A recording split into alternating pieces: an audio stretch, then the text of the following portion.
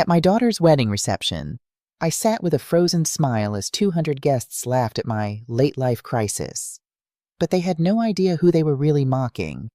The most powerful person in that banquet hall wasn't the groom's boss or any of the executives at table 6. It was me, the 60-year-old woman they all thought was just playing entrepreneur. When the truth finally came out, the room went from roaring laughter to complete silence in exactly 30 seconds. I'm glad you're here. Follow my story until the end and comment the city you're watching from. What happened next changed everything about my family dynamics forever. I stared at the final box of office supplies, neatly packed and labeled, Diana, 30 years. 30 years at the same company, ended with a 15-minute exit interview and a cardboard box. We're restructuring, they said. What they meant was, we're replacing older employees with younger, cheaper ones. My name is Brenda Maxwell, and at 60 years old, I found myself unemployed, recently divorced, and completely lost about what to do with the rest of my life. The divorce hadn't been my choice either. Gerald, my husband of 3 decades, had decided that retirement planning meant trading in for a newer model specifically, his 45-year-old yoga instructor. I need to live my best life, he told me, as if our 30 years together had been his worst. I stood in my small apartment, surrounded by boxes that contained the fragments of what used to be my life. The rent was reasonable, but it wasn't home. Nothing felt like home anymore. My phone buzzed with a text from my daughter, Chloe. Mom, don't forget we're meeting Lucas's parents for dinner Friday. Please don't talk about looking for jobs. It's embarrassing. I put the phone down without responding. Chloe was 32, engaged to Lucas Thompson, and constantly worried that I might somehow tarnish her carefully curated image. She worked in advertising, creating perfect versions of imperfect lives. Sometimes I wondered if I was just another project for her to manage. I picked up the framed photo of Chloe's graduation. I'd been so proud that day. Office manager by day, mother by night. I'd worked overtime for years to help pay for her college. Gerald had been there too, before he decided that family was too mundane for him. What now, Brenda? I asked my reflection in the bathroom mirror. Gray hair that I refused to dye, smile lines that told stories of both joy and pain, and eyes that still held a spark that surprised even me. That spark was about to ignite something I never expected. The severance package from my job wasn't huge, but combined with my savings, it gave me about 6 months of financial runway. Most people my age would be looking for another administrative position, something steady to bridge the gap until Social Security. But sitting at my small kitchen table that night, calculator in hand, I made a different choice. BM Enterprises, I wrote at the top of a blank page. Brenda Maxwell Enterprises. Not very creative, perhaps, but it was mine. After 30 years of making other people's businesses run smoothly, I knew more about operations and efficiency than most consultants with fancy degrees. My hands trembled slightly as I wrote out my business plan, not from fear, but from a strange electric excitement I hadn't felt in decades. This wasn't a late-life crisis, as my daughter would soon call it. This was the beginning of the most satisfying chapter of my life. I started small, very small. My first client was the struggling bakery down the street. The owner, Martha, was drowning in paperwork and losing money despite having the best sourdough in the city. I don't know if I can afford a consultant, she admitted when I pitched my services. First consultation is free, I said with more confidence than I felt. If I can't find ways to save you at least 3 times my fee, you pay nothing. 2 weeks later, Martha's bakery had a streamlined ordering system, reduced waste, and a new accounting method that revealed she'd been significantly undercharging for her specialty items. She became my first success story and my most enthusiastic referral. By month 3, I had 6 small businesses as clients. Nothing glamorous: a bakery, a plumbing company, a small law firm, a local clothing boutique, a family-owned restaurant, and a landscaping service. But they were all paying clients, and I was actually making more money than I had as an office manager. The problem wasn't my business. The problem was that nobody in my family took it seriously. Mom, you're 60, not 23, Chloe said, picking at her salad during our monthly lunch. Shouldn't you be thinking about retirement instead of playing startup founder? We were sitting at an overpriced restaurant that Chloe had chosen, the kind with tiny portions and enormous prices.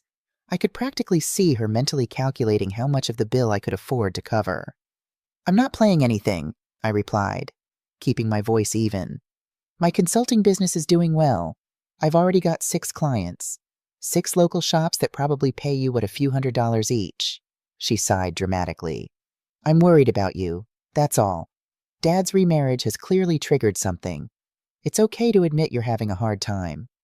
This has nothing to do with your father, I said, though the dismissal stung. And these local shops, as you call them, are legitimate businesses that value my expertise.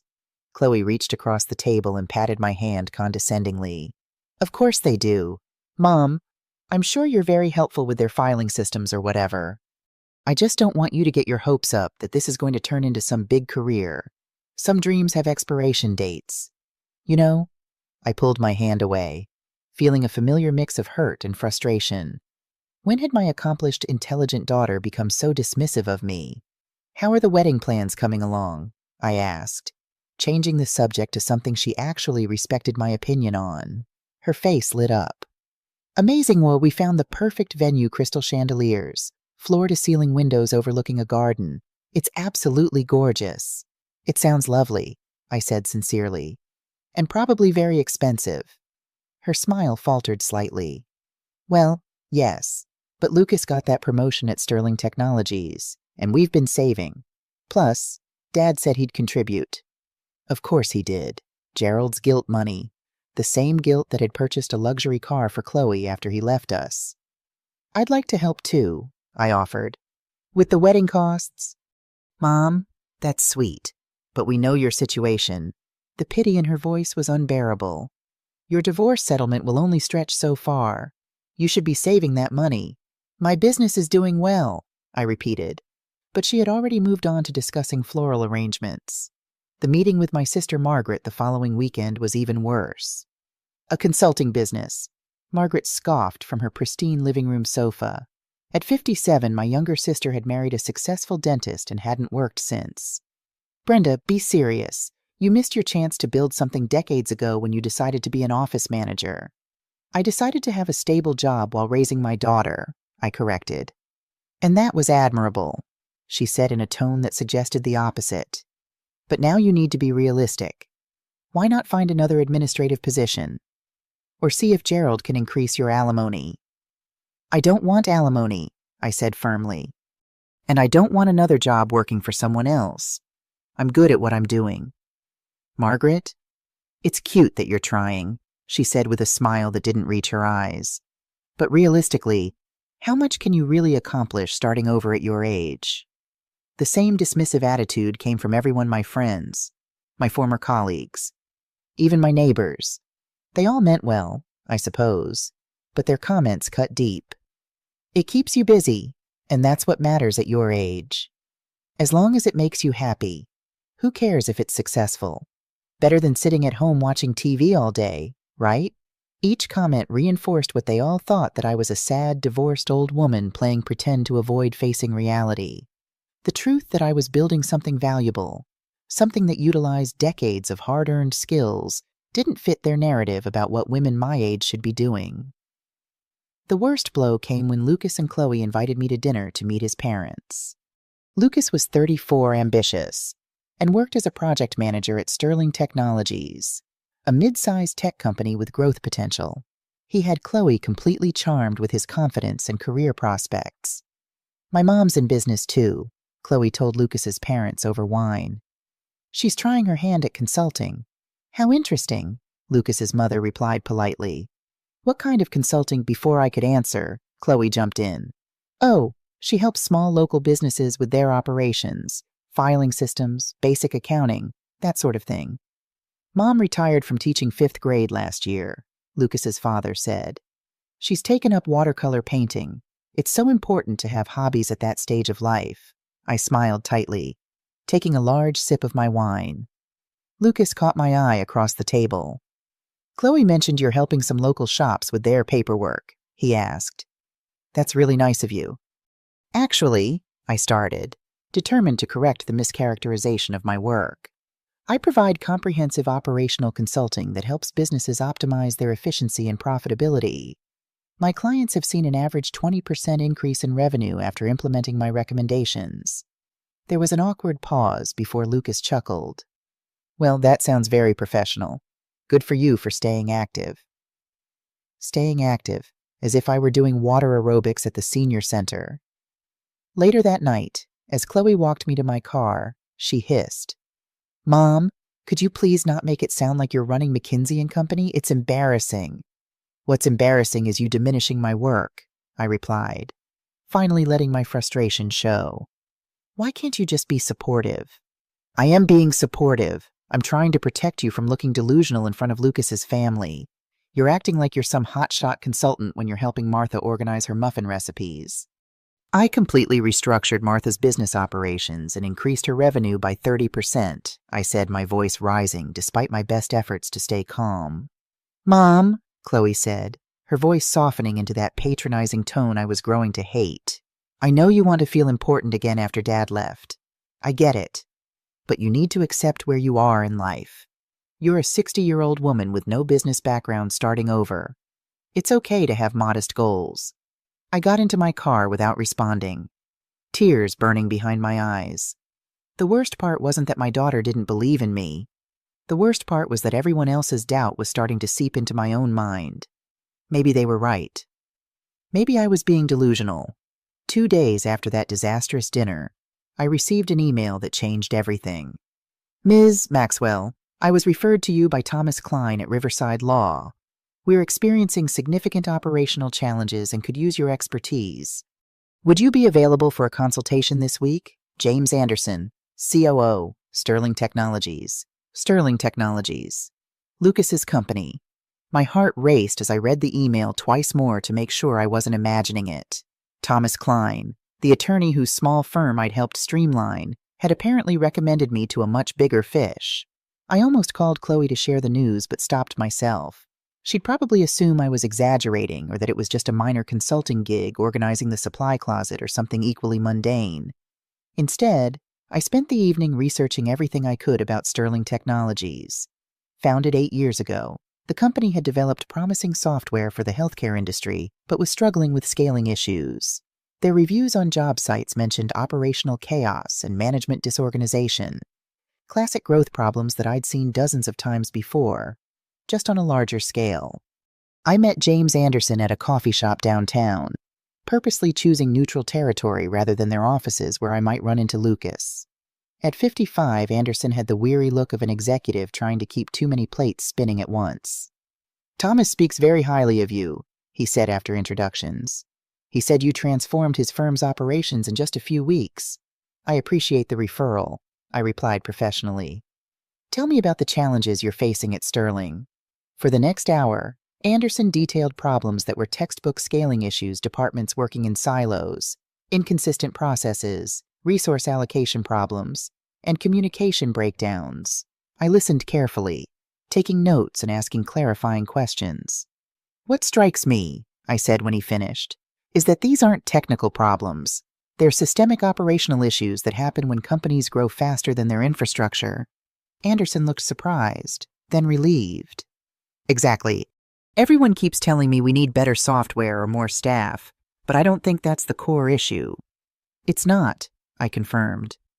"You need operational realignment. I can help with that, but I should mention that my soon-to-be son-in-law works for your company, Lucas Thompson." Anderson's eyebrows rose. "Thompson in product development, I don't work directly with him, but I know who he is. Would that be a problem?" I considered this carefully. It might be uncomfortable. He doesn't exactly take my business seriously. Anderson laughed. "Ms. Maxwell, after hearing your analysis, I can assure you that I take your business very seriously. If you're concerned about confidentiality or awkwardness, we can keep your involvement discreet." By the end of the meeting, I had my biggest client yet. The contract was for 3 months initially, with the potential for extension. The fee was more than I'd made in 6 months at my old job.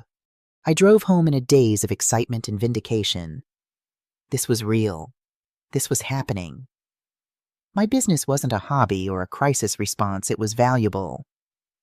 As I worked with Sterling over the next few weeks, I discovered problems that went beyond operational issues. The company had solid technology but was hemorrhaging money due to inefficient processes and poor resource allocation. They also had significant capital tied up in underperforming initiatives that no one had the courage to cut. "Your company has tremendous potential," I told Anderson during our third meeting. "But you need more than operational consulting. You need strategic restructuring." "That's beyond my authority," he admitted. "Our CEO is focused on product development, not operations, and our investors are getting impatient." I went home that night and did something bold. I took half of my divorce settlement money I'd been saving for retirement and bought shares in Sterling Technologies. The company was publicly traded but undervalued due to their operational struggles. If my assessment was correct, those shares would be worth far more once the company got its act together. What I didn't expect was to receive a call from Sterling's CEO the very next week. "Ms. Maxwell," said the voice on the phone, "this is David Reynolds, CEO of Sterling Technologies. I understand you've been working with James on our operational challenges." "That's correct," I replied, trying to keep my voice steady. "James has shared some of your recommendations with me. They're quite insightful. I'd like to meet to discuss a broader engagement." That meeting led to another, and then another. I presented a comprehensive plan for restructuring Sterling's operations, cutting underperforming initiatives, and reallocating resources to their most promising products. Reynolds was impressed enough to extend my contract and increase my scope of work. What none of them knew, not Reynolds, not Anderson, and certainly not Lucas, was that I was continuing to buy Sterling shares whenever I could afford to. By the end of 2 months, I had invested nearly $200,000 in the company. It was risky, but I believed in my own assessment. The strangest part was leading this double life. At Sterling, I was respected as a knowledgeable consultant making significant improvements to their business. At home, I was still the delusional old lady with a cute little hobby. "How's the consulting going, Mom?" Chloe asked during one of our increasingly rare phone calls. Her tone suggested she was asking about a child's lemonade stand. "It's going well," I replied simply. "I've picked up a few new clients." "That's nice. Listen, about the wedding, Lucas's boss will be there, along with some executives from his company. Please don't mention your consulting to them. These are serious business people." I bit my tongue to keep from laughing at the irony. "I won't embarrass you, Chloe." "It's not about embarrassment," she insisted, though we both knew that was exactly what it was about. "It's just, these people deal with major corporations. I don't want them patronizing you about your little business." If she only knew. 6 months into my consulting business, something unexpected happened. Sterling Technologies received an acquisition offer from a larger tech company. The offer was decent, but undervalued the company's potential I knew existed because I'd spent months unearthing and nurturing it. "We're inclined to accept," Reynolds told me during an emergency meeting. "The board feels it's the best option given our history of inconsistent performance." "You'd be leaving money on the table," I said bluntly.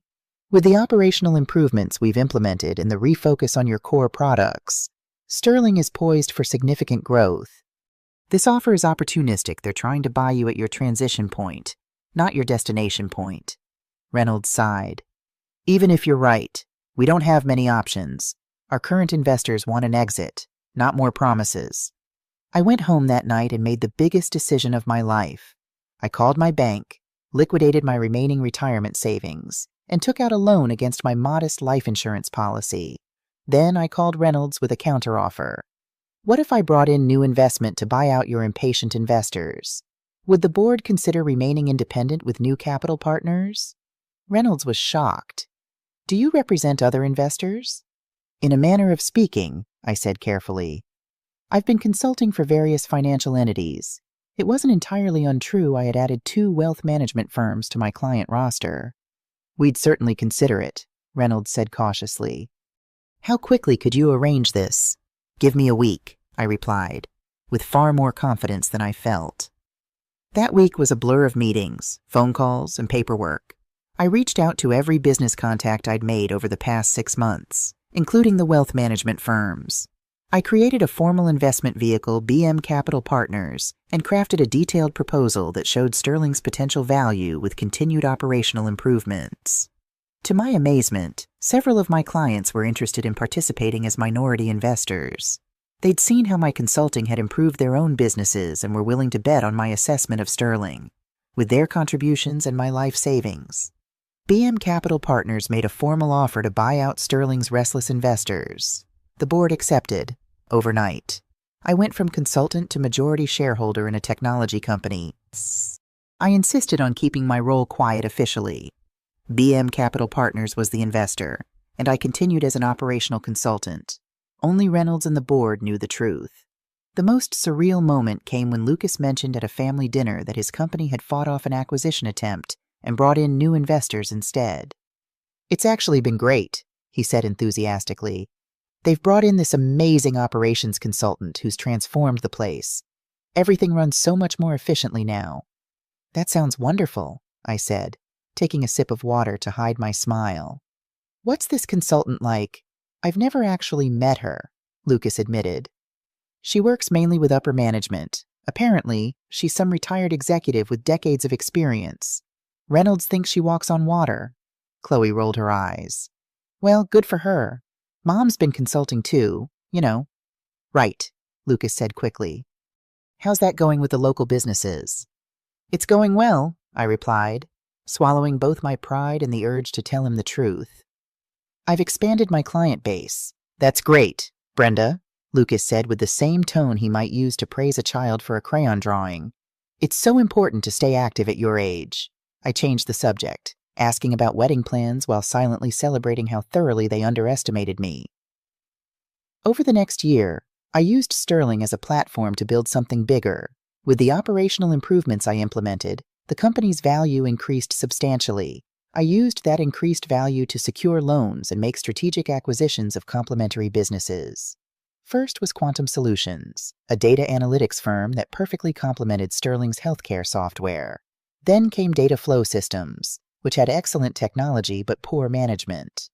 For each acquisition, I followed the same playbook: improve operations, cut waste, focus on core strengths, and integrate efficiently with existing holdings. I established a trusted executive team who knew my true identity but maintained my privacy. To the outside world, BM Enterprises was a mysteriously successful investment firm with an uncanny ability to turn around struggling tech companies.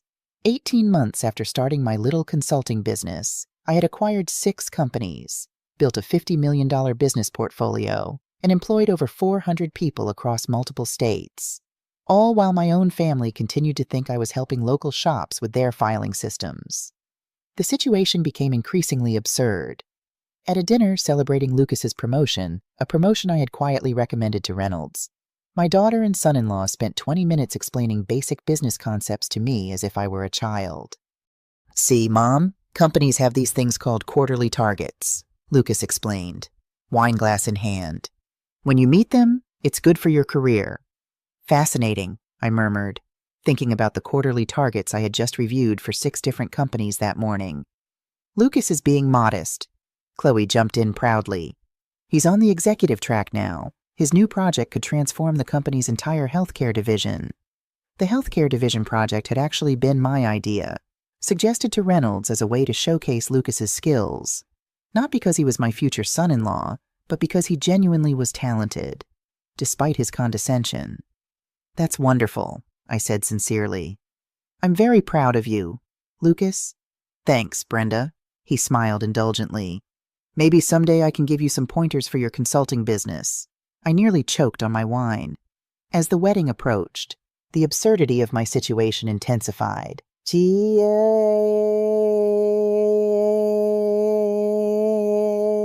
Chloe repeatedly warned me not to discuss my little business with Lucas's colleagues, who would be attending, many of whom now ultimately worked for companies I owned. "Please, Mom," she begged during our final pre-wedding lunch. "Just blend in. These are serious business people from Sterling and other tech companies. Don't go on about your consulting thing." "I promise I won't embarrass you," I said for what felt like the 100th time. "It's not about embarrassment," she insisted, though we both knew better. I just don't want people patronizing you." The irony was almost painful. While my daughter worried about me embarrassing myself in front of serious business people, I was signing off on their company's strategic 5-year plan and approving their executive compensation packages. I agreed to her terms, as I always did. After all, it was her wedding day, and I wanted it to be perfect. But as the big day approached, I couldn't help wondering how long I could or should maintain this charade. Every dismissive comment, every patronizing pat on the shoulder, every simplified explanation of business basics had accumulated into a mountain of small humiliations. Part of me wanted to arrive at the wedding in a limousine, announce myself as the CEO of BM Enterprises, and watch their jaws drop. But another part, the part that had spent a lifetime putting others first, worried about embarrassing Chloe and Lucas on their special day. What I didn't anticipate was that the decision would be taken out of my hands entirely. Sometimes the universe has its own plans for revealing the truth. And in my case, that revelation would come from the most unexpected source at the most dramatic possible moment. "Mom, what do you think of these centerpieces?" Chloe held up her phone, displaying an arrangement of white roses and crystal vases that probably cost more than my monthly rent. "They're beautiful," I said honestly, sitting across from her at our favorite cafe, "but they look expensive." "Well, it's only once in a lifetime," she replied, scrolling to another photo. "We want everything to be perfect." I nodded, taking a sip of my coffee. It had been 3 weeks since I'd become the majority shareholder in Sterling Technologies, and my double life was becoming increasingly surreal. Just that morning, I'd approved a $1 million budget for a new product launch, the same product Lucas was managing. "How much is the venue again?" I asked carefully. Chloe hesitated. "It's a bit more than we initially budgeted, but Dad's contributing, and Lucas got that promotion I told you about." A promotion I'd recommended, though she'd never know that. "I'd still like to help," I offered. "The wedding is important to me too." Her expression softened into what I now recognized as pity. "Mom, it's sweet of you to offer, but we know your situation. Your little business is barely covering your rent. You should be saving your divorce settlement, not spending it on my wedding." My little business had acquired its second company the previous week, Quantum Solutions, a data analytics firm that complemented Sterling's healthcare software perfectly. The acquisition had made the business pages of several industry publications, though thankfully without mentioning me personally. "Actually," I said carefully, "my consulting is doing quite well. I can afford to contribute." Chloe gave me that look, the one that said she was humoring me. "If you insist, you could maybe handle the rehearsal dinner. It's at La Maison, so probably around $5,000. $5,000 for one dinner. Meanwhile, I'd authorized a $10 million acquisition budget that morning over breakfast. "I can do that," I said. "And I'd like to contribute to the main wedding costs, too. How about I pay half?" Chloe nearly choked on her latte. "Half, Mom. The wedding is costing almost $80,000. There's no way you can afford $40,000. "I've been saving," I said simply. "From what your retirement? Absolutely not. I'm not letting you spend your future security on my wedding." Her tone was firm but kind, which somehow made it worse. "Maybe you could handle the flowers. That's about $3,000. I wanted to tell her the truth. I wanted to explain that $40,000 was pocket change compared to what I was now worth. But the wedding was only 2 months away, and I'd maintained my secret this long. Better to wait until after the celebration to have that particular conversation. "Fine," I conceded. "I'll handle the flowers." What Chloe didn't know was that I'd already arranged to pay the venue balance anonymously, routing the payment through a shell company so it would appear to come from Gerald's contribution. He knew the truth. He was the only family member I'd told about my success, mainly because I needed his cooperation for tax purposes. "Don't tell Chloe." I'd warned him during our brief phone call. "Let her have her perfect wedding day without complications." Gerald had laughed. "She wouldn't believe me anyway. Our daughter has a very fixed idea of who you are." Brenda, that was putting it mildly. As the wedding date approached, the list of things I wasn't supposed to do or say grew longer. Don't talk about my business. Don't dress too flashy. Don't try to network with Lucas's colleagues. "Just blend in, Mom," Chloe instructed during the rehearsal dinner, which I'd quietly paid for in full. Mr. Anderson will be there with his wife, plus a bunch of people from Sterling and other tech companies. These are serious business people, so please don't go on about your little projects. I nearly laughed out loud. James Anderson now reported directly to me, though through enough corporate layers that he didn't know it. Just that morning, I'd reviewed his department's quarterly performance metrics. I'll be on my best behavior, I promised, swallowing my pride for what felt like the 1,000th time. It's your day, not mine. Chloe's expression softened. I know I've been intense about the wedding. I just want everything to be perfect. It will be, I assured her. What I didn't tell her was that I'd been reviewing the guest list with increasing concern. Nearly a quarter of the attendees worked for companies that were now part of my growing portfolio. James Anderson was just the tip of the iceberg. The Hendersons from Quantum Solutions would be there. The Patels from Data Flow Systems.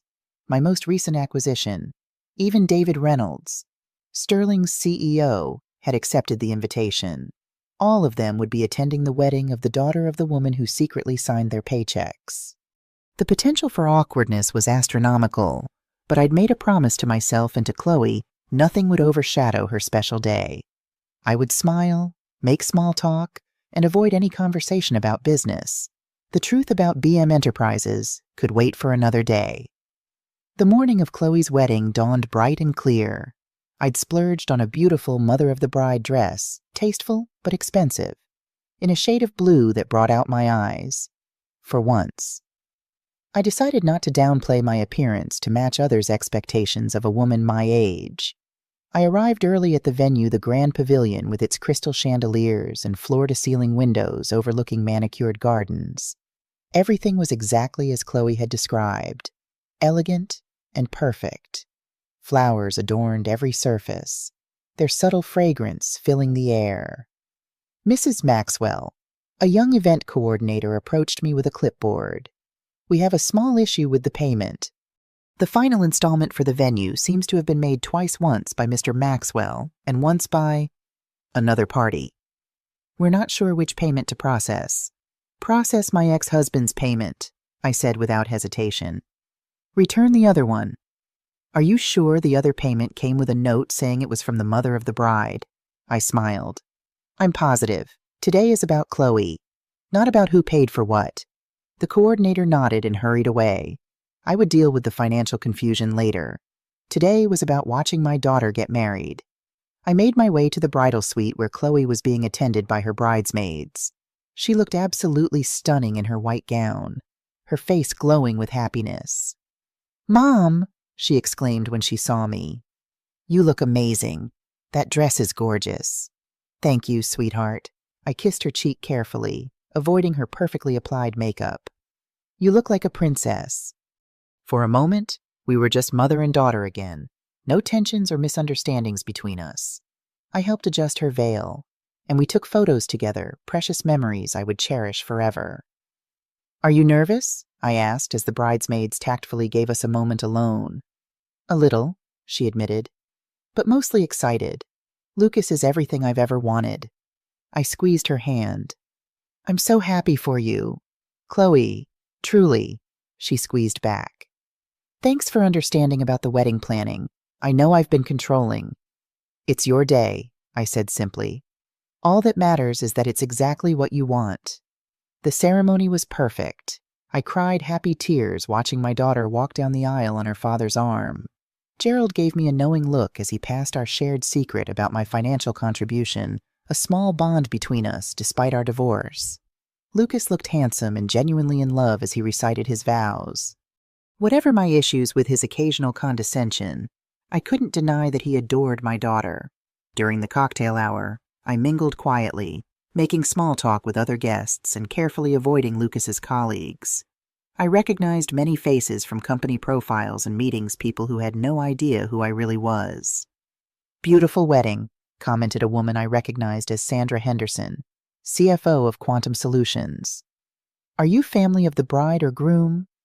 "Mother of the bride," I said with a smile. "Brenda Maxwell." "Lovely to meet you," she replied politely. "Your daughter looks beautiful." "Thank you. What's your connection to the couple?" "I work with the Groom's company. Well, not directly with them, but our firms collaborate. She took a sip of champagne. Business relationships. You know how it is. I did know.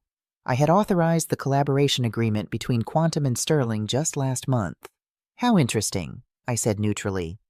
What line of work are you in, data analytics? She replied. Rather technical, I'm afraid. I'm sure it's fascinating, I said sincerely. I've always been interested in how businesses operate. Before she could respond, I spotted James Anderson entering with his wife. He looked around the room, nodding at familiar faces, but thankfully didn't approach me. The last thing I needed was for Lucas's direct superior to recognize me from our meetings. I excused myself from Mrs. Henderson and found a quiet corner to regroup. This was going to be more challenging than I'd anticipated. The business world was smaller than people realized, especially within specific industries. Dinner was served in the main ballroom, and I was seated at the family table near the front. The meal was exquisite, the wine excellent, and for a while, I allowed myself to simply enjoy being the mother of the bride. My secret empire could wait for another day. After the main course, the speeches began. The best man went first, telling funny stories about Lucas in college. Then Chloe's maid of honor, Sarah, took the microphone. I've known Chloe since we were in elementary school, she began with a warm smile. We've been through everything together, bad haircuts, worse boyfriends, and now this beautiful wedding. The crowd chuckled appreciatively. But I have to talk about the bride's family for a minute, Sarah continued. Especially Chloe's mom, who's been quite the character lately. My stomach dropped. This wasn't part of the usual maid of honor speech. Brenda's going through what I guess you'd call a late-life crisis, Sarah said with a grin, and the audience laughed. At 60, she decided she wants to build an empire. She actually used finger quotes around the word empire, and the laughter grew louder. I sat frozen, my smile plastered on my face while my insides churned with humiliation. We keep telling her she should act her age, but she won't listen. Sarah continued. She's trying to compete with people half her age in business. More laughter. But hey, at least she's keeping busy instead of just gardening like normal moms her age. Right? The room erupted in laughter. 200 people all enjoying a good joke at my expense. I gripped my napkin under the table, knuckles white, as I maintained my frozen smile. The worst part wasn't Sarah's speech. The worst part was watching Chloe's face during it. She wasn't embarrassed or trying to stop it. She was laughing too, nodding along like this was all perfectly acceptable. When Sarah sat down to applause, Chloe stood up to give her own speech. I hoped she might balance things out with something kind about me. Instead, she doubled down. Thanks for that, Sarah, she said into the microphone. Yes, my mom has definitely been on an adventure lately. The crowd chuckled again. She keeps insisting she's building a business empire, but we're just trying to get her to accept that some dreams have expiration dates. The knife twisted deeper. When you're over 60, maybe it's time to be realistic about what you can actually accomplish, Chloe continued. The room erupted in laughter again. Lucas's colleagues were practically in tears. I could see James Anderson at his table, shaking his head with an amused smile. Even the servers seemed to be trying not to laugh as they collected dinner plates. But we support Mom's hobby anyway, Chloe finished. Even if it means listening to her talk about client meetings and business strategies like she's some kind of CEO. The way she said it, with such dismissive mockery, finally broke something inside me. This wasn't just unsupportive. This was cruel. And it was happening in front of everyone who mattered to her new husband's career. People who could have been valuable connections for my actual business if they'd known the truth. As Chloe finished her speech to thunderous applause, I felt completely defeated. I decided I'd had enough humiliation for one evening. I would quietly slip out after dinner, maybe make an excuse about not feeling well. The last thing I wanted was to cause drama on Chloe's special day, even though my heart was completely broken. But fate had other plans, after the speeches. Guests began approaching my table with the kind of patronizing sympathy that made my skin crawl. Good for you for trying something new at your age, said one of Lucas's aunts, patting my shoulder like I was a brave little girl who'd attempted to ride a bicycle. It's never too late to chase dreams, even small ones, added another guest with a condescending smile. My neighbor started selling jewelry at 60, made almost 300 last year. Lucas's colleagues were even worse. When someone introduced me as the bride's entrepreneurial mother, they'd nod politely and immediately change the subject. I could practically see them thinking, "Oh, another middle-aged woman with a cute little side hustle. That's wonderful," one man actually said. "My mother-in-law started making crafts on Etsy. It keeps her busy." Like I was some kind of charity case who needed hobbies to fill my empty days. The absolute worst moment came when Lucas pulled me aside during a quiet moment.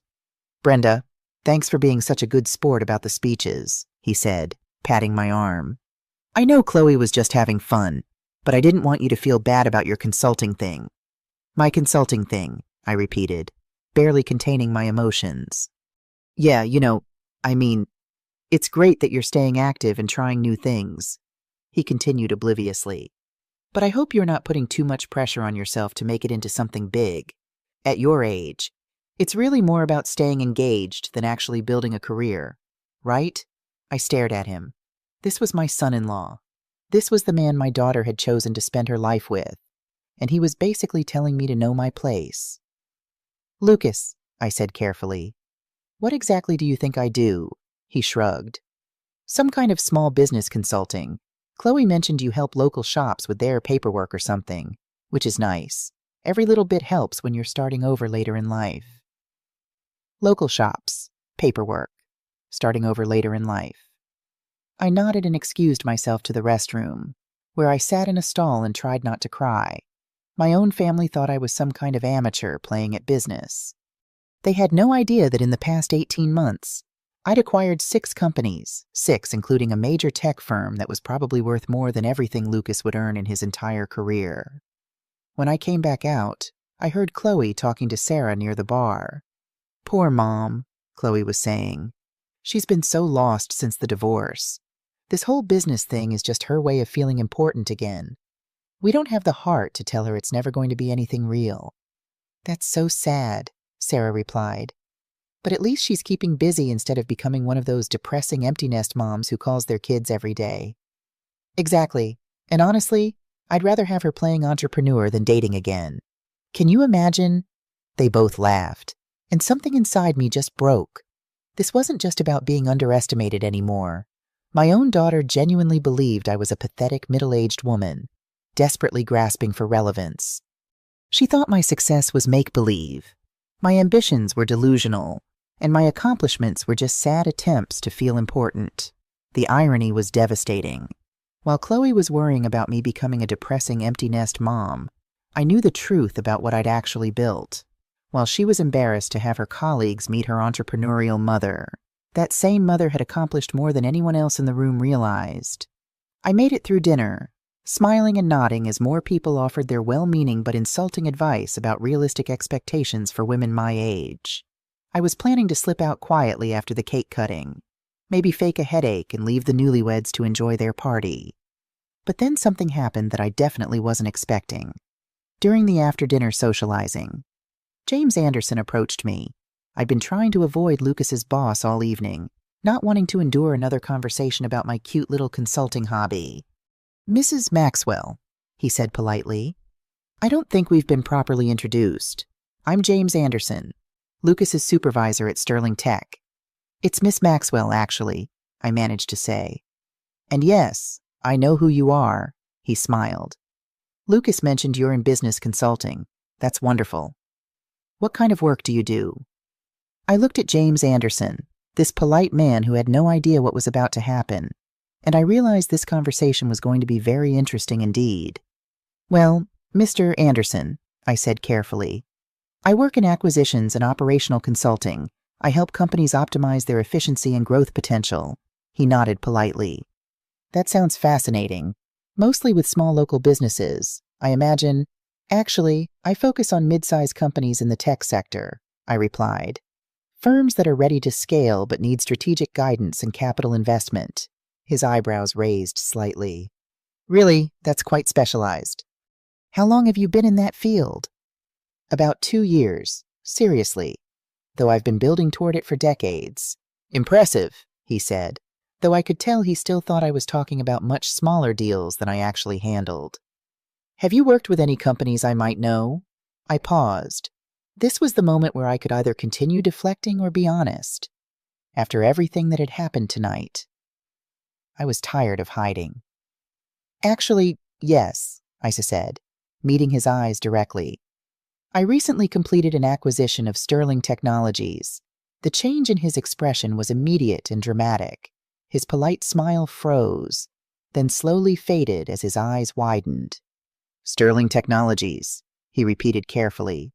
Yes, the acquisition closed about 3 months ago. He stared at me for a long moment, and I watched as the pieces clicked into place in his mind. Wait a minute, he said, his voice dropping to almost a whisper. Sterling Technologies was acquired by BM Enterprises. He was speaking more to himself than to me. You're not saying? I'm B. Maxwell, I confirmed quietly. Yes, the color drained from his face. You're the B. Maxwell, the B. Maxwell who acquired Sterling. That would be me. He nearly dropped his champagne glass. Oh my God. Oh my. I had no idea. I mean, when Lucas said his mother-in-law was in consulting, I never imagined. He was stammering now, completely flustered. Miss Maxwell, I am so sorry. If I had known. It's fine, Mr. Anderson. I said I deliberately keep a low profile. But he wasn't fine. He was clearly panicking, running his hand through his hair.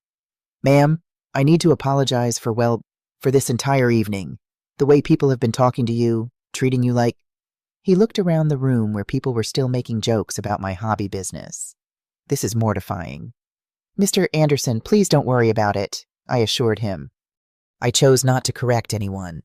But you shouldn't have had to, he insisted. Do you realize that half the people in this room work for companies in your portfolio? He gestured around us, his voice rising slightly with disbelief. The way they've been talking about your little consulting business when you literally own... He stopped, shaking his head in disbelief. That's when I realized he was right. Looking around the room, I could see executives from 3 different companies I'd acquired in the past year. They'd all been treating me like a sweet, delusional, middle-aged woman playing at business. Mr. Anderson, I said quietly, I really don't want to make a scene. This is my daughter's wedding day. But he was too shocked to let it go. Ma'am, with all due respect, people need to know. The way your own family has been. He lowered his voice. I mean, do they have any idea what you've accomplished? No, I admitted. They don't. He stared at me incredulously. Your daughter doesn't know that her mother is one of the most successful entrepreneurs in our industry. She thinks I have a small consulting business helping local shops with paperwork. Local shops. His voice rose slightly. Then he caught himself and lowered it again. Miss Maxwell, you've acquired 6 companies in 18 months. You're running a $50 million portfolio. You're not just successful, you're a powerhouse in the sector. I could see other people starting to notice our intense conversation. Lucas was glancing over with a curious expression, probably wondering why his boss was talking so seriously with his hobby entrepreneur mother-in-law. Mr. Anderson, please, I said, feeling increasingly uncomfortable. I really don't want to take attention away from Chloe and Lucas tonight, but I could see the internal struggle on his face. As a business professional, he was clearly horrified by how I'd been treated. As someone who worked in an industry where reputation and respect mattered enormously, he couldn't stand watching me be dismissed and mocked. I understand your concern for your daughter, he said finally. But Miss Maxwell, what's happening here isn't right. These people don't just owe you respect as a person. They owe you respect as their boss. Their boss? I echoed, though I knew exactly what he meant. Lucas works for Sterling Technologies, which you now own, the Hendersons over there. He nodded toward Sandra Henderson and her husband. They work for Quantum Solutions. You acquired that in January. The Patel couple Data Flow Systems. That was your March acquisition. He gestured around the room. Half of these people's paychecks ultimately come from companies you control, and they're making jokes about your midlife crisis. I felt a strange mix of vindication and sadness. Here was proof that I'd built something significant, something that mattered, but it also highlighted just how completely my own family had misjudged and underestimated me. What's really disturbing, Anderson continued, is that your daughter's speech essentially mocked you for having unrealistic business ambitions, but you haven't been unrealistic at all. You've been incredibly successful. She just doesn't know it." Lucas was definitely watching us now, and he started walking over. "Everything okay here?" he asked with a slightly nervous smile. "You two seem to be having quite an intense conversation." Anderson looked at me, clearly asking permission with his eyes. I nodded slightly. I was tired of hiding. "Lucas," Anderson said carefully, "I was just learning more about your mother-in-law's consulting business." "Oh, that," Lucas said with a dismissive chuckle. "Yeah, Brenda's been trying her hand at the business world. It's actually pretty cute how seriously she takes it." The look of horror that crossed Anderson's face was almost comical. "Cute," he repeated. "Well, you know how it is when people start over later in life," Lucas continued, oblivious to the tension. "You have to encourage them even if their goals are a bit optimistic." He patted my shoulder condescendingly. "But we support Brenda's little venture, don't we, Mom?" Anderson stared at Lucas like he'd just watched someone insult the president to their face without realizing who they were talking to. "Lucas," Anderson said slowly, "I don't think you understand who you're talking about." "What do you mean?" Lucas looked confused. Anderson looked at me one more time, and I gave him another small nod. The cat was about to be out of the bag. "Your mother-in-law isn't playing at business, Lucas," Anderson said, his voice taking on a new authority. "She is business. Brenda Maxwell is Maxwell of BM Enterprises. She owns Sterling Technologies. She owns the company we work for." Lucas's face went completely blank. "What, she's not a small-time consultant helping local shops. She's acquired 6 major companies in the past 18 months, including ours. Lucas, your mother-in-law is your boss's boss's boss." The moment when Lucas's brain finally processed what Anderson was saying was like watching someone get hit by a truck in slow motion. His mouth opened and closed several times, but no sound came out. "That's," Lucas finally managed. "That's impossible. She drives an old Honda. She lives in a small apartment. She deliberately maintains a modest lifestyle," Anderson finished for him. "A lot of serious investors do that. It keeps them focused on business rather than lifestyle inflation." Other people were starting to notice that something significant was happening. The conversation had drawn attention, and I could see curious faces turning our way. Anderson seemed to realize that the secret was well and truly out now. And honestly, after the evening I'd had, I wasn't entirely upset about it. "You know what?" Anderson said, his voice getting slightly louder. "I think people should know this," and before I could stop him, he was walking toward the microphone. "Excuse me, everyone," Anderson said into the microphone, his voice carrying across the entire reception hall. "I'm sorry to interrupt the festivities, but I need to share something remarkable that I just discovered." The music stopped. All conversation ceased. 200 people turned to look at him with curious expressions. I wanted to disappear under the table, but it was too late now. "Ladies and gentlemen," Anderson continued, "I just had the most enlightening conversation with the mother of the bride. And I need to apologize to everyone here, and especially to Miss Brenda Maxwell for a serious misunderstanding." Chloe was staring at Anderson with confusion, probably wondering why her new husband's boss was talking about me at her wedding reception. "You see, we've all been treating Miss Maxwell as if she were some kind of amateur dabbling in business as a hobby. We've been patronizing her, dismissing her accomplishments, and frankly, we've been incredibly rude." The room was dead silent now.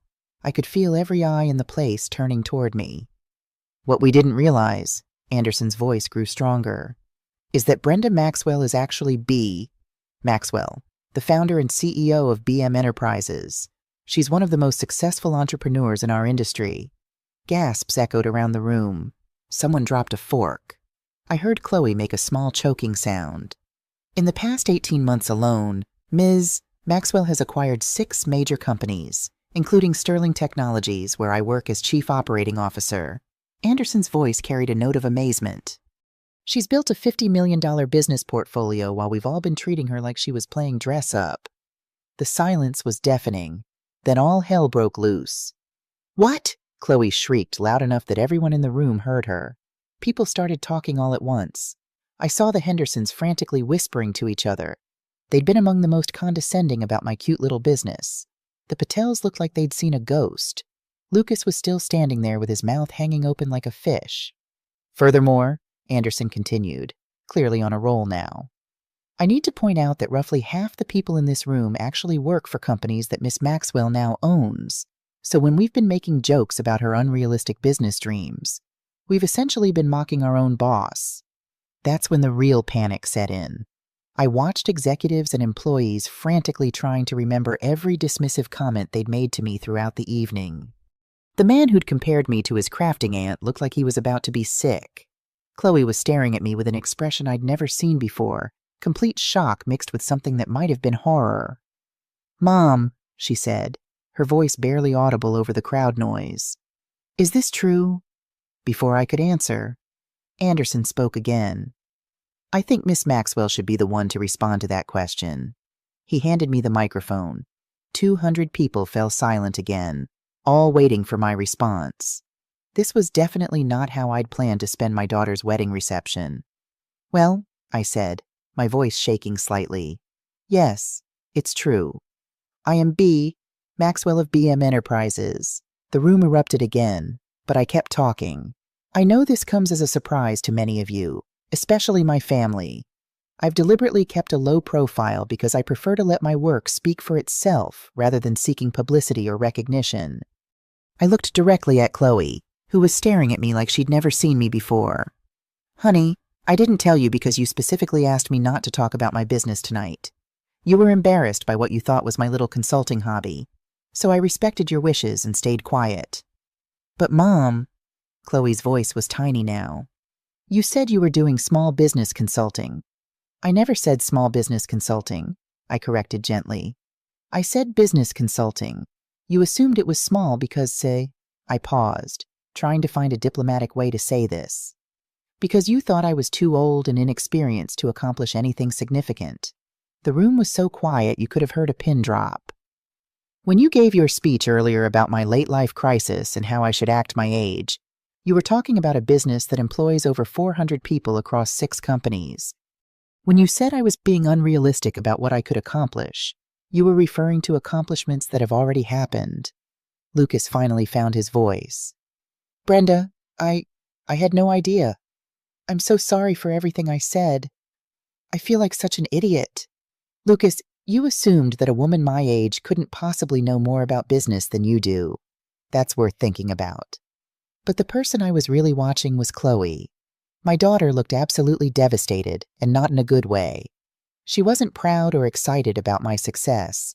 She looked mortified that she'd been so wrong, so publicly. "Mom," she said quietly, "why didn't you tell me?" "Because every time I tried to share good news about my business, you'd roll your eyes and change the subject. You told me I was having a midlife crisis. You said some dreams have expiration dates. You asked me not to embarrass you by talking about my work to your fiancé's colleagues." I gestured around the room, many of whom, as it turns out, now work for me. The implications of that were starting to sink in around the room. I could see people frantically trying to remember if they'd said anything particularly offensive about the delusional old lady and her business fantasies. Anderson stepped forward again. "If I may add something," he said, "Miss Maxwell has been incredibly gracious about tonight's misunderstandings. A lesser person might have been deeply offended by some of the comments that were made." Sarah, who had started the whole thing with her speech about my late life crisis, looked like she wanted to disappear through the floor. "But what I find most impressive," Anderson continued, "is that Ms. Maxwell was willing to endure public mockery rather than upstage her daughter's wedding with news of her business success. That shows remarkable character and love for her family." Now Chloe really looked like she was going to cry, but not from happiness. "So," I said into the microphone, "I hope you'll all forgive the dramatic revelation. This wasn't how I planned to spend the evening, but sometimes the truth has a way of coming out." I looked at Chloe with all the love I could muster. "And now, let's get back to celebrating this beautiful couple and their future together." I handed the microphone back to Anderson and sat down. The room gradually returned to normal conversation levels, but everything had changed. People who had been patronizing me all evening were now approaching with very different attitudes. "Ms. Maxwell," said the man who had compared me to his crafting aunt. "I owe you a huge apology. I had no idea. I mean, if I had known, it's fine." I told him, "Really?" But it wasn't fine for Chloe. As the evening wound down, I could see her struggling with the reality of how wrong she'd been about her own mother. When she finally approached me, her eyes were red. "Mom, I don't know what to say. I feel terrible about everything. The speech, the way I've been treating your work, all of it." "Chloe, honey, it's your wedding day. Let's not let this spoil it. But I was so awful to you in front of everyone, and you just sat there and took it because you didn't want to ruin my day." She was crying now. What kind of daughter does that make me? I took a deep breath. The kind who was more worried about being embarrassed by me than understanding who I actually am.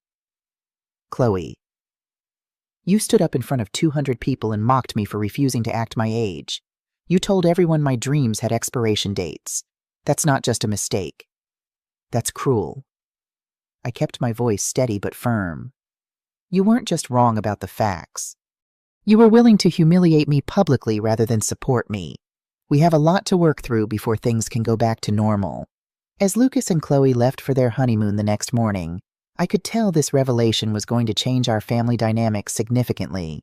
But maybe that wasn't entirely a bad thing. After all, I was 60 years old, and I had finally stopped letting other people tell me what I was too old to accomplish. 3 weeks after the wedding, Chloe and Lucas returned from their honeymoon in the Maldives. I'd given them space, not calling or texting except to confirm they'd arrived safely.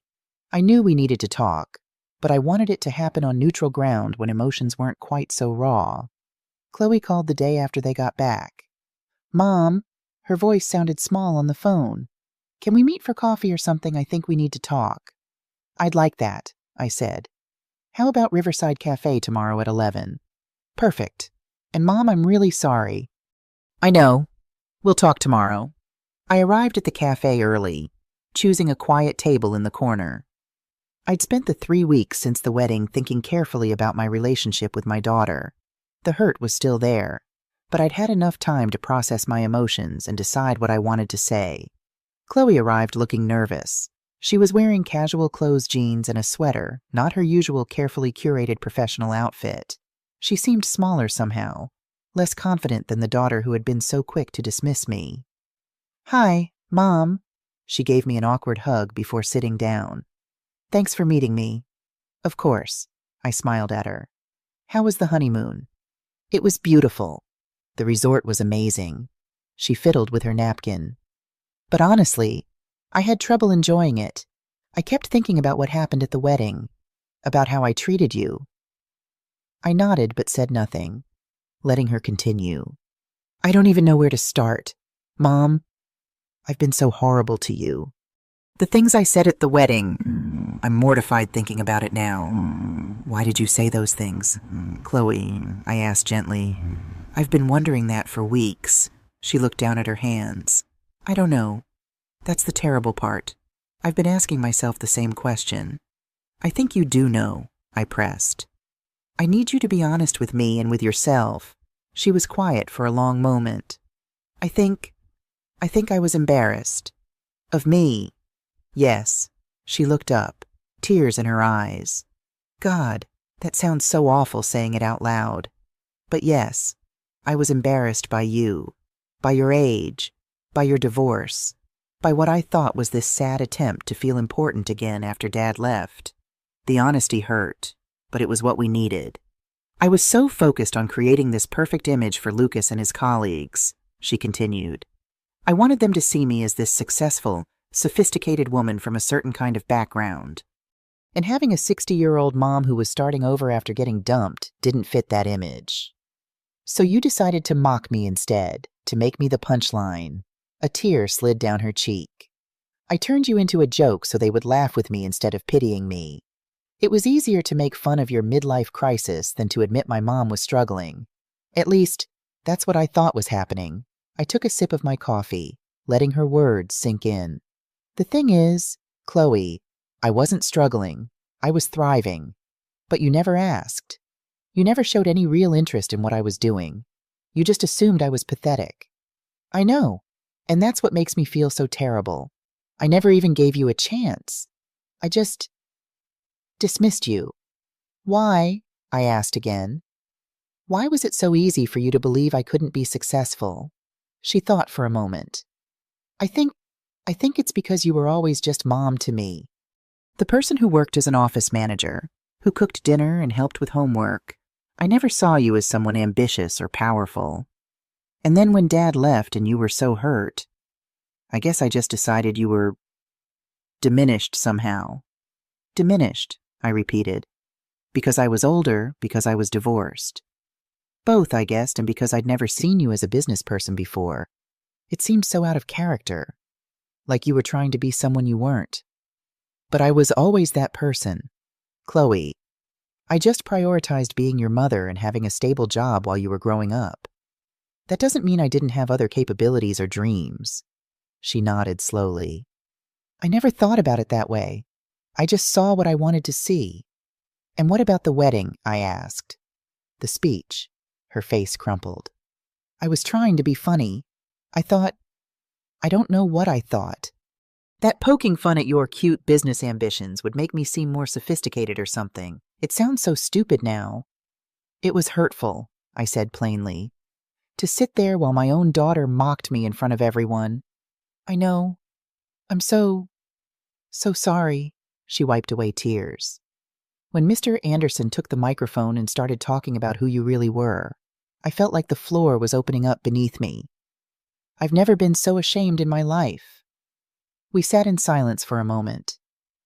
The worst part, she continued, is that now I realize it wasn't just at the wedding. I've been dismissing you for months. Every time you tried to tell me about your business, I treated you like you were a child playing pretend.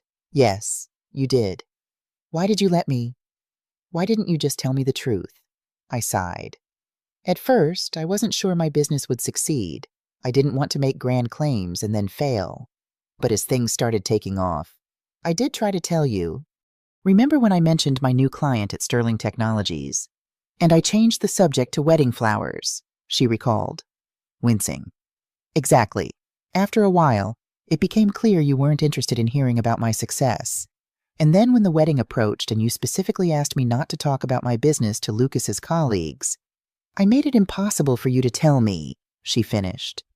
And then I humiliated you for not being successful when you were actually far more successful than I could have imagined. That's about the size of it, I agreed. Chloe pushed her coffee aside and reached for my hands across the table. Mom, I am so deeply sorry. I don't expect you to forgive me right away. What I did was inexcusable. But I want you to know that I'm going to work to make it right. However long it takes. I squeezed her hands. I appreciate that. And I do forgive you, Chloe. But forgiveness doesn't mean everything immediately goes back to normal. Trust has been broken, and it will take time to rebuild. I understand. What can I do? First, I think we need to address some deeper issues. The fact that you so easily believed I was incapable of success because of my age, that's a problem. Chloe, it shows a fundamental lack of respect for me as a person. She nodded, tears flowing freely now. You're right.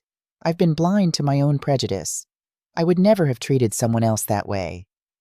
I'd like us to see a family therapist, I said. I think we need professional help to work through this. Therapy. She looked surprised. You think it's that serious? Yes, I do. What happened at the wedding was just a symptom of deeper issues in our relationship. And if we want to move forward in a healthy way, we need to address those issues directly. Chloe was quiet for a moment, then nodded. You're right. I'll do whatever it takes. I don't want to lose you. Mom, you're not going to lose me. We're going to work through this together. I squeezed her hand again. And in the meantime, maybe you'd like to actually learn about my business, the real one, not the version you imagined. She gave me a watery smile. I'd like that very much. As we left the cafe, I felt a weight lifting from my shoulders. The conversation had been difficult but necessary. For the first time in months, I felt like my daughter was really seeing me not as just her aging mother, but as a complete person with capabilities and accomplishments of my own. It was a beginning. The changes in our family dynamics were both immediate and gradual in the 6 months following the wedding revelation. Lucas transformed almost overnight. Where once he had been condescending, he now approached me with a mixture of respect and awkwardness that was almost comical.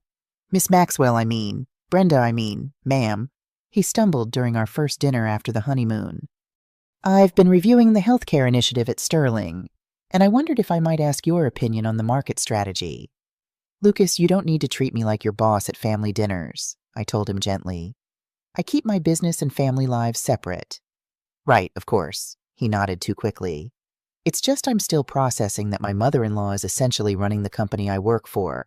I understand it's an adjustment, but I hired you well. Promoted you because you're good at what you do. That hasn't changed." Over time, his initial awkwardness evolved into genuine respect. He started asking thoughtful questions about my business strategies and occasionally coming to me for advice about his career. It was a marked improvement over being told how cute my business ambitions were. My sister Margaret's transformation was even more dramatic. "Brenda," she gushed during her first visit after the news broke, "why didn't you tell me about your amazing business success? I would have been your biggest supporter." I raised an eyebrow. "Would you? The last time we discussed my business, you told me I'd missed my chance decades ago." She had the grace to look embarrassed. "Well, I was clearly wrong, wasn't I?" "You've proven everyone wrong. I'm so proud of you." I accepted her newfound support with a grain of salt. Margaret had always been drawn to success and status. Now that I had both, she was suddenly my biggest cheerleader. It was insincere, but I decided to accept it graciously rather than hold a grudge. "Thank you, Margaret. That means a lot." The most meaningful and challenging changes were with Chloe. True to her word, she followed through on attending family therapy with me. Our first session was awkward and painful, with both of us struggling to articulate our feelings without causing more hurt.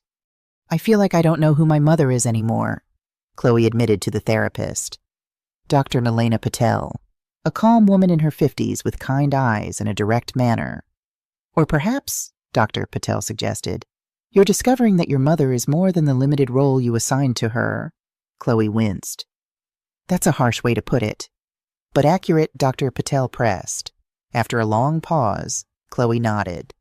"Yes, I guess I always saw Mom as just Mom, not as someone with her own ambitions and capabilities outside of being my mother."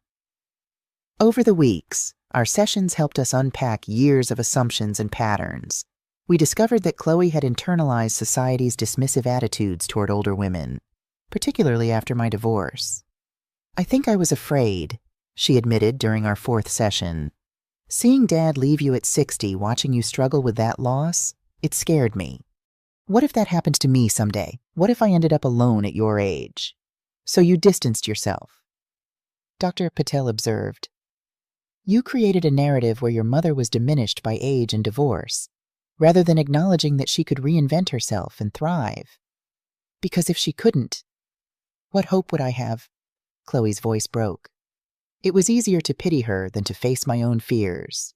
These revelations were painful but healing. For my part, I had to acknowledge my own role in our dysfunctional patterns. "I've always put Chloe first," I explained to Dr. Patel. "Her needs, her feelings, her success. Even when she was being dismissive, I kept quiet to avoid rocking the boat." "You enabled her disrespect," Dr. Patel said bluntly. "I did," I admitted. "I was so used to being the supportive mother that I didn't know how to demand respect as an individual." Outside of therapy, Chloe made genuine efforts to understand my business. She visited my office, met my executive team, and even attended a board meeting as an observer. "I can't believe this is all you," she said afterward, genuine awe in her voice. "You're amazing at this. Mom, the way you handled that negotiation was masterful." Her admiration was healing, but even more important was the growing respect I saw in her eyes, not just for my business success, but for me as a person. Meanwhile, my business continued to flourish. The publicity from the wedding revelation, which had inevitably leaked to industry circles, actually opened new doors. I was approached for interviews by business publications and invited to speak at conferences about late-life entrepreneurship. After careful consideration, I accepted some of these opportunities. If my story could inspire other women, especially older women who had been told their time had passed, then perhaps some good could come from the painful experience at the wedding. 3 of the wedding guests approached me afterward about consulting contracts. Apparently, being publicly revealed as a business powerhouse was excellent marketing. My portfolio expanded to 8 companies by the 6-month mark, and my net worth had nearly doubled. The most unexpected development came from James Anderson, who became one of my most trusted executives. The man who had exposed my secret at the wedding turned out to be an invaluable ally in business. "You know," he told me during a strategy meeting, "that wedding reception was the most extraordinary thing I've ever witnessed in my professional life. Watching everyone realize who you really were priceless." I laughed. Not exactly how I planned to announce myself to the business world. "Sometimes the best revelations are unplanned," he replied with a smile. Speaking of which, I have some ideas about our next acquisition target. 1 year after the wedding, we gathered for a family dinner to celebrate Chloe and Lucas's anniversary. I hosted at my new home, not an ostentatious mansion, but a comfortable house with a beautiful garden where I could finally indulge my long-suppressed love of gardening. The dynamics were completely different from a year ago. Lucas discussed business challenges with me as a respected mentor rather than a cute hobbyist. Margaret brought her husband, who now sought my advice about his dental practice investments. And Chloe had transformed in ways I hadn't thought possible. After dinner, she joined me on the patio while the others chatted inside. "I was thinking about last year," she said, sipping her wine and looking out at the sunset. "About how differently I saw you then." "We've come a long way," I agreed. "I was reading an article last week about ageism in the workplace, particularly against women. A year ago, I wouldn't have given it a second thought. Now I can't stop seeing it everywhere." I nodded. "It's pervasive." "The therapy has helped me recognize how much I'd internalized those attitudes," she continued. "How easily I dismissed your capabilities because of your age. How readily I believed you couldn't be valuable in business anymore. Many people make that mistake. But I was your daughter." She turned to face me, her expression serious. "I should have been your biggest supporter, not your biggest doubter." "You're supporting me now," I pointed out. "That's what matters," she smiled. "I've been thinking about something. Remember how Martha's Bakery was your first client? Of course, she's still a client. Actually, we just implemented a new inventory system for her last month. Well, I was talking to her yesterday. I've started buying bread there weekly, and she told me about all these women business owners who want to work with you. But you're too busy with the bigger companies now." I sighed. "That's true. I can't personally consult with small businesses anymore. My portfolio companies take all my time. What if there was a way to help them anyway?" Chloe leaned forward, excitement in her eyes.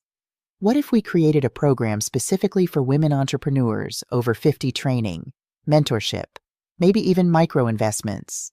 I asked, intrigued. "You and me," she smiled. "I've been thinking about leaving the advertising agency. I'm good at marketing, communications, building relationships. You have the business expertise and capital. Together, we could create something that helps women who are where you were 2 years ago, ready to build something but facing all those societal barriers." I stared at my daughter, feeling a surge of pride and love. This wasn't just a business proposition. This was her way of making amends, of turning our painful experience into something positive for others. "The Brenda Maxwell Foundation for Women Entrepreneurs," I mused. "It has a nice ring to it. So you'll consider it?" Her eyes were bright with hope.